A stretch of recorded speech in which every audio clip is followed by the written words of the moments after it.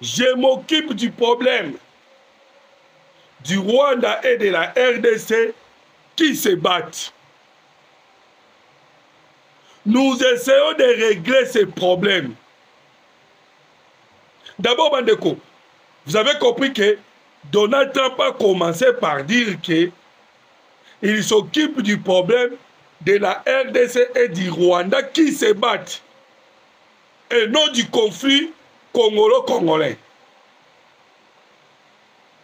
Parce que c'est ce que dit la France. Naba Rwanda, Naba SSS5. Et comprenez cette différence autocolombe en ce moment entre les États-Unis d'Amérique et la France. Parce que Massad Boulos, l'envoyé spécial des États-Unis d'Amérique, Aloba Kike, Namiko Lekoya, Bokoye Baba, véritable partenaire à RDC. Mais laissez-moi d'abord vous lire toute la déclaration à Donald Trump. Namokolo Alobi. Donald Trump Alobi. Je m'occupe du Rwanda et de la RDC qui se battent. Nous essayons de régler ces problèmes. Et je pense que nous y sommes parvenus. Nous avons fait un excellent travail. Donald Trump parle déjà du travail qu'ils ont déjà fait.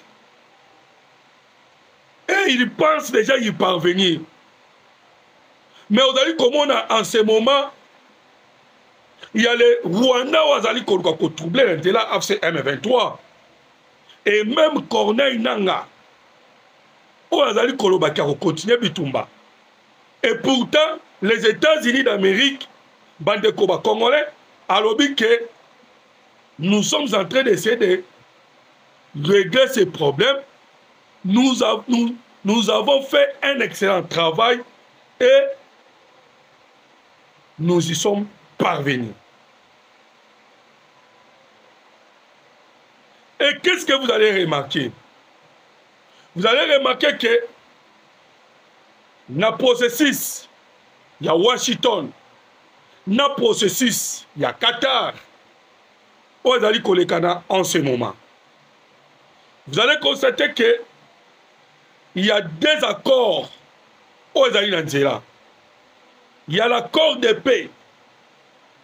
Parce que vous voyez que le président Tshisekedi a dit à Biden que si vous voulez les minéraux, d'abord, nous voulons la paix à l'est de la RDC.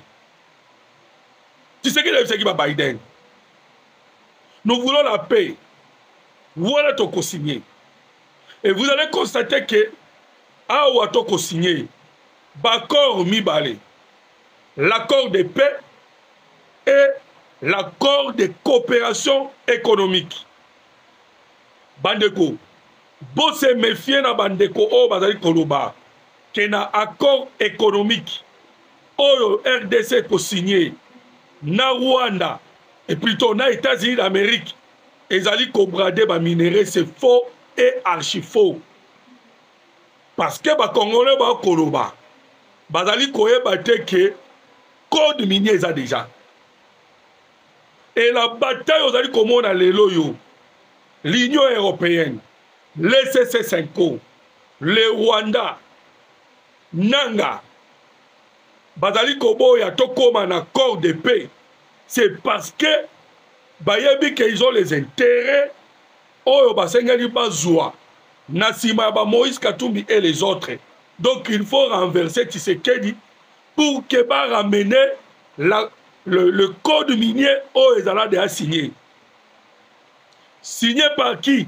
Par Joseph Kabila. Et Joseph Kabila a attaqué code minier. Pourquoi? Parce que, pour votre rappel, code minier au Joseph Kabila a attaqué Ezali qu'on multiplié minéraux x 5. Et les États-Unis d'Amérique vont retrouver des codes miniers. Ils n'ont pas le choix. Ils ont des codes miniers au Joseph Kabila a multiplié qui a fois 5 na objectif à joie 3e mandat. Mais l'Union européenne ainsi que les États-Unis d'Amérique ensemble, baboya qui en pourquoi? Parce que badaki a besoin Kabila nde akende parce qu'il a causé beaucoup de dégâts. Mais Kabila taki code minier pour que permettre ceux qui va zongiser na pouvoir et à zongiser sous minerai na prix dans kala. Et vous allez constater que tant que j'invite les Saramaki au Komona na campagne parce que besoin qui Fayoulou bataki comme candidat na bango. Ne vous étonnez pas ce qu'il est là au Fayoulou azali côté les mera. L'accord entre la RDC et les États-Unis d'Amérique, il y a une coopération économique, où il y a une signature d'accord sur les minéraux. Il faut à côté parce que déjà, il y a organisé à Genève, tu sais que retirer la signature, il y a organisé à c'était l'Union européenne, l'entreprise au Grécor et toutes les autres entreprises, avec l'objectif clair. Qui simplement ce qu'il faut la commune à pouvoir à zone sa code minier des Zalaki. Et ce qu'on a dit, les vidéos sont là. La campagne électorale, il y a 2018, Bokomona, mais c'est Fayoulou, Kolobake, s'il est élu président, à Kozongisa, le code minier des Zalaki. Là, c'était pour rassurer ma partenaire. Et Bandeko Congolais, c'est ce que nous sommes en train de vous le dire en ce moment. Ne vous étonnez pas que l'Union européenne est contre. L'SC5 est contre. Au Comona, Rwanda est contre. L'opposition peut être contre la signature de cet accord. Mais Bandeko, comment est-ce que tu sais qu'il y a un bradé ma minéré au moment où le code minier est allé. Et tous les États qui n'ont pas touché au code minier. Comprenez maintenant que qui sont les ennemis. Et les États-Unis d'Amérique, Donald Trump, pour tout le code minier, ou bien le minéré, ou signé avec les Américains, $. Ils ne savent pas que les États-Unis d'Amérique est en position de faiblesse devant la Chine. Voilà pourquoi on constate que les Américains ont choisi. Et pourquoi l'intervention des États-Unis d'Amérique? L'intervention des États-Unis d'Amérique est allée parce que nous avons réglé déjà. Nous y sommes parvenus. Je répète les propos de Donald Trump. Nous y sommes parvenus. Hein? Je m'occupe du Rwanda et de la RDC. Donald Trump tient à son cœur que tout comme un accord pour que permettre Bango, parce que vous savez qu'ils sont dans les besoins. Pas qu'ils sur le terrain. Maintenant parlons du Qatar. Dans le Qatar, le processus est allé Kuna. Vous allez constater que il y a des volets. Volets où il y a les discussions entre les RDC et les Rwanda. Je dis bien à Qatar. Volet Moussou Sezali, discussion entre la RDC et l'AFC M23. Maintenant, vous allez me poser la question. Pourquoi le président Tshisekedi a accepté Kosololana AFC M23? Vous voyez que Paul Kagame a signé dans le 15 décembre. Pourquoi dans la condition il faut Kosolola? Beaucoup pensent que le président Tshisekedi a dit Kosolola avec AFC M23 parce qu'ils ont pris la ville de Goma et de Bukavu. C'est faux. Le président Tshisekedi a dit Kosolola avec l'AFC M23 parce qu'il a compris. Donc le président Tshisekedi a dit qu'on contournait Bango. Parce qu'il a compris que le cause profonde à conflit, on peut découvrir cause profonde à conflit na Nino Tokobenga na résolution 2773. Là-bas, il faut définir que le cause profonde, il y a conflit à S à RDC, ce sont les minéraux. Maintenant, le président Tshisekedi a compris que le Rwanda a utilisé la rébellion pour piller les minéraux. Et il nous oblige par la guerre de négocier avec le M23. Donc il faut tout changer les bango, tout contourner bango. Parce que lorsque vous n'avez pas la possibilité de vaincre un ennemi, vous devez faire quoi? Il faut lui contourner.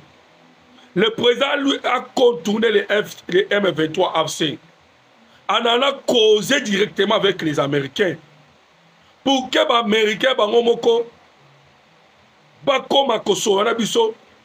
étant une grande puissance, les Rwandais n'auront plus de choix parce que c'est les Rwandais qui soutiennent.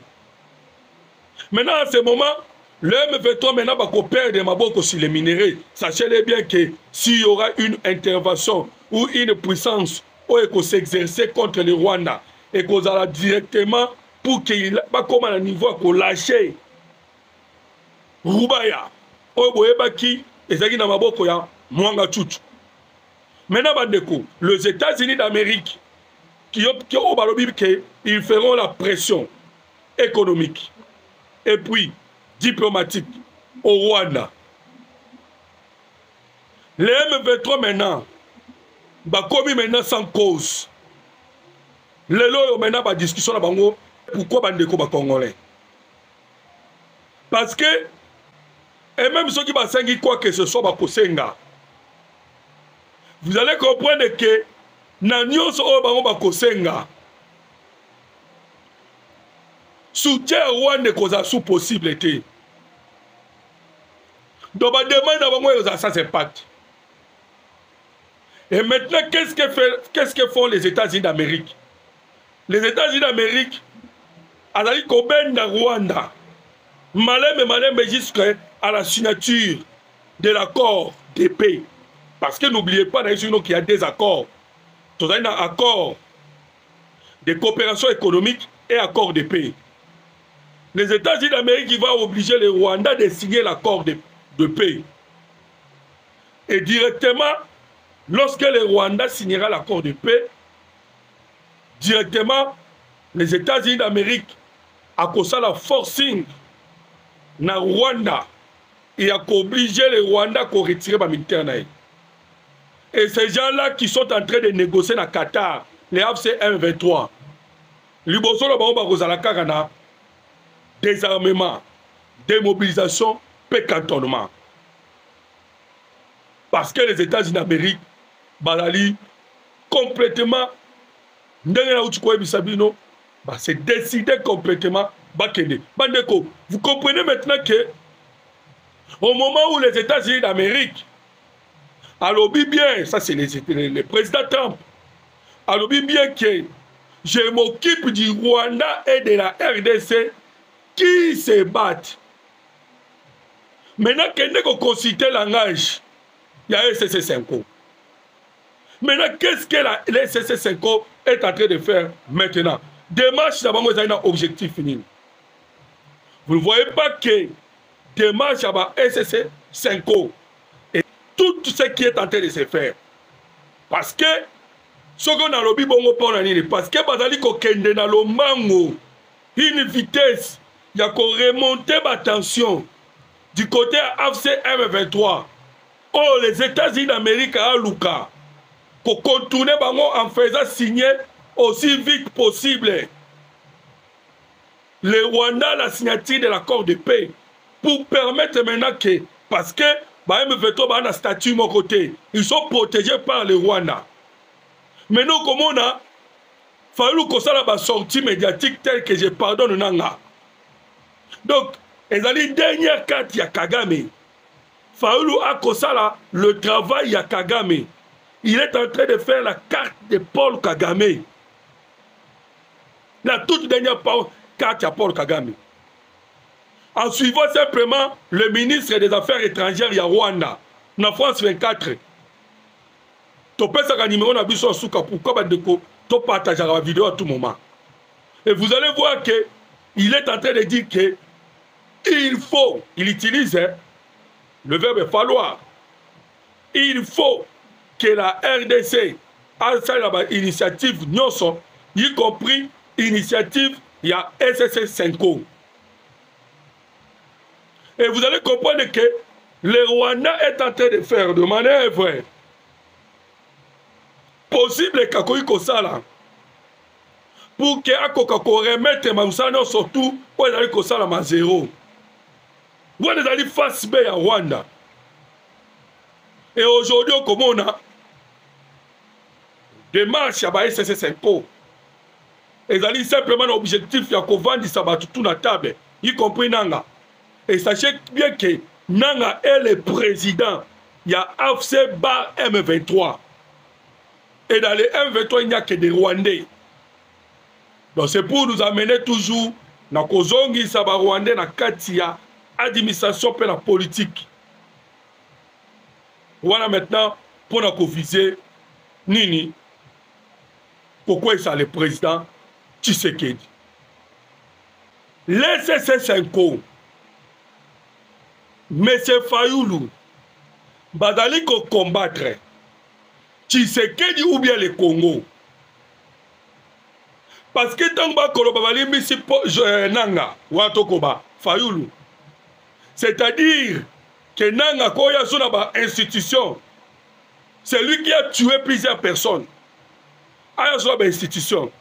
Et le monde ba Rwandais, Nanya ko bundisa Congo. Bazali ko bundisa Tshisekedi ou bien ba ko bundisa Congo. Les mêmes Fayoulou bandeko.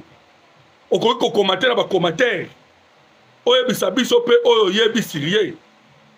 Parce que Fayoulou a dit que Tshisekedi Kabwana Kabila.